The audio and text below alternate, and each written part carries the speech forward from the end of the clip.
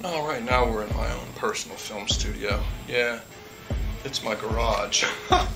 But it's been on Netflix, the Discovery Channel, the Science Channel, CBS Special Week.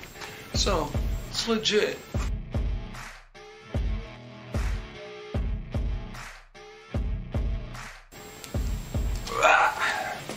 Nobody's getting stabbed here. It's only a prop.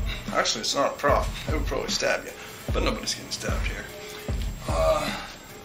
Alfred Hitchcock was on the television that night. I would have been watching. So welcome back. Today, we're going to be going down to that house at the end of the drive. I'm going to be looking into some things that I think people have never looked into before. I think today, people on the internet are smarter than the cops were back then. I wonder how many videos are on the internet, especially on YouTube, about this house at Cielo Drive and about Sharon Tate. I wonder how many of them start off. This Charles Manson, this serial killer from Chatsworth, sent these followers that were mad to kill because he was mad about a record deal and he wanted to start a race war. Right down there, that's the gate where Sharon Tate's house is, right there. Or it used to be. And the maid, this maid, she ran all the way down the street to that house right there. And there we are at Cielo Drive. It's a nice view out there, nice and foggy.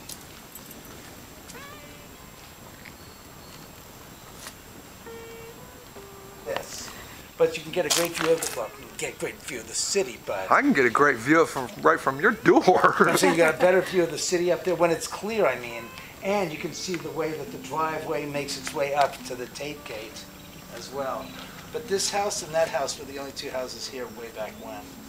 This one right here? No, the White House. Oh, the Today, white one. we're going here. We're going to this house right here. And we're going to look at the brutal murders of these people over there.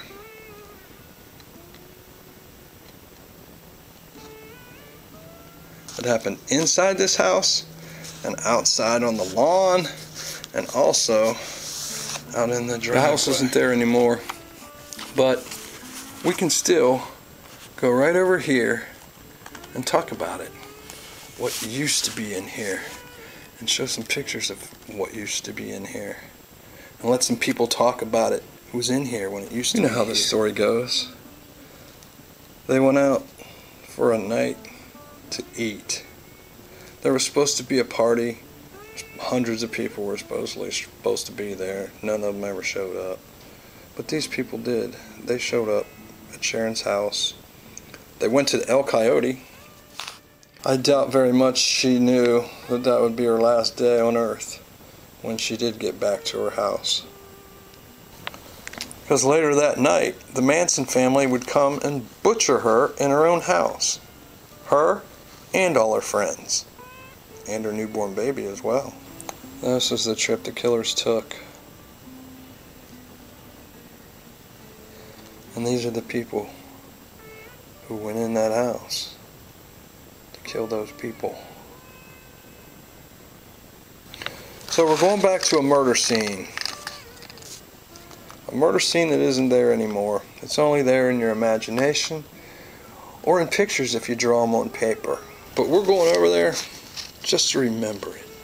Just to take a look around. Just to see what it still looks like. Let's see what happens when we get right over here. So come along with me as we make it out to the house at the end of the drive. Today, I've probably got more of Cielo Drive at my house than is down there on the spot. Thanks to Scott. Thanks, Scott. I love this. Yeah, he gave me a big old chunk of the fireplace. Whoa. Scott falling down. Big old chunk of the fireplace there.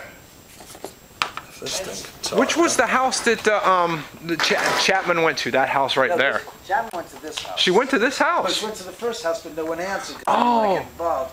So heads up. Maybe not. I thought they were coming up here. So she ended up going to this house.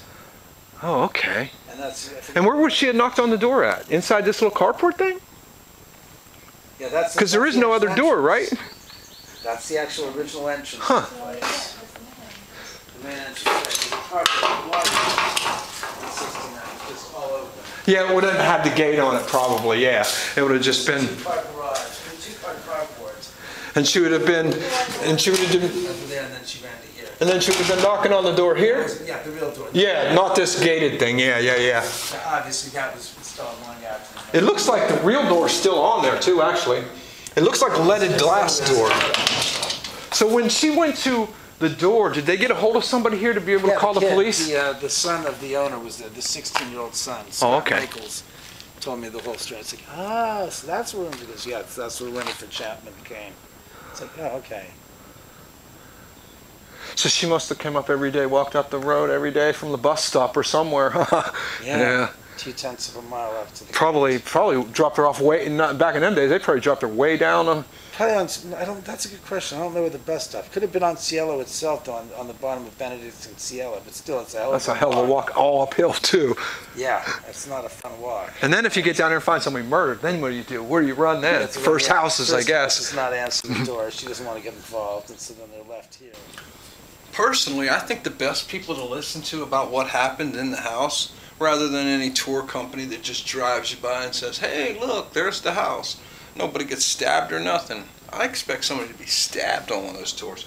Anyway, the best person to tell us about this is probably Susan Atkins. So let's listen to what she has to say about what happened that night. I remember getting in the car with Tex and Tex Watson and my other two co-defendants.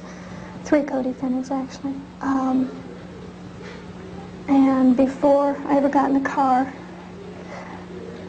Tex and I had our own special little stash of cocaine. I think it was cocaine or methadone, I'm not sure which. We were speed, and we both snorted some speed and got in the car. We were very, very wired.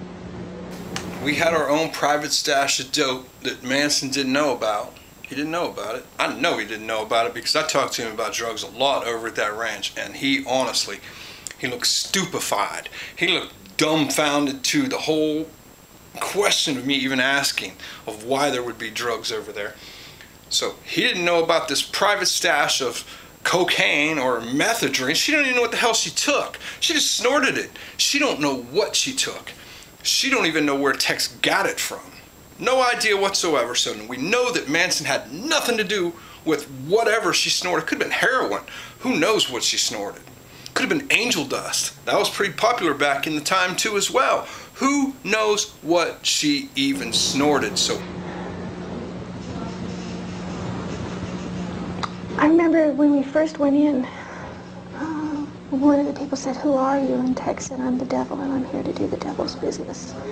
And I remember that in my conscience, it's so alive in me, even just recalling it. I remember that I had gone so far and there was no turning back. That even if I had wanted to run, even if I had wanted to leave, I couldn't. It was like I was caught in something that I had no control over. I had absolutely no say-so as to what was happening there. I was just like a tool in the hands of the devil. I always wondered, that sounds like it sounds like a line in a movie. I mean, seriously. Tex actually thought of that line when he went in the house. I'm the devil, and I'm here to do the devil's business. I don't know. I wonder about that often. She says it happened. He says it happened. Okay, whatever. It happened. And now she's saying that she felt like she was out of control. She didn't take cocaine. I'm telling you, I've taken cocaine before, and I can tell you cocaine, the reason rich people need to use cocaine is because after you snort it, you feel great for like 5 minutes, and then you need to do it again. So it wasn't cocaine she took, I can tell you that, because she'd have been doing cocaine down there rather than anything else.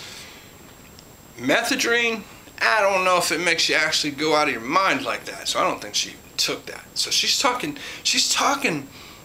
ways that make me think that, damn, did she have something to do with taking some kind of dope that the CIA was actually putting out to try to make people do shit that they didn't really want to do? It sounds really familiar to those projects that the CIA was running. So some of those people that talk about, oh, Manson wasn't with the CIA. I don't know if Manson was the CIA or not, but I tell you what, it sure sounds like the CIA was fucking with these people. It just does. It just does. She don't even know. She can't even leave because of whatever she snorted. That's what she's telling me. House, with instructions to kill everyone in the house. And not just that, but that we were instructed to go all the way down every house, hit every house. Wow. So the house that we just went to, that Chapman would have went to, they were supposed to murder the people in that house too? And the one that Chapman went to where nobody was at? Can you imagine if that happened, the nightmare that would have been for Chapman? She would have thought she was in a real horror film then. Go down, knock on, and those people were murdered as well. And we went into the house, and I remember that as we went in, a car came up to the driveway, and I remember Tex getting out, and without saying anything, there were gunfire shot. I was in the bushes, and that's when the young boy Stephen Parent was killed. He was killed in the car outside. Right. I don't know. But he got shot. He also got slashed with a knife. He's one of the first people to get cut. He wasn't the last either. The people in the house were all brought into the living room and tied up, and I remember that Wojtek Bakowski, I believe is his name, I had tied his hands with a towel and then was instructed to kill him. Very easily undid the ties, the towel that I had tied his wrist with, and he and I began to fight. And I remember I was screaming for help, and he was screaming for help, and then Tex came and helped me, and I was left to sit and watch Sharon Tate. Nonchalantly, she says, oh, Tex came and helped me. And I tied him up with a towel. That dude was huge. How did you tie him up with a towel? I don't believe it. I don't believe none of that. I don't believe none of that story these people tell. Sounds like they're ad-libbing this whole damn murder too.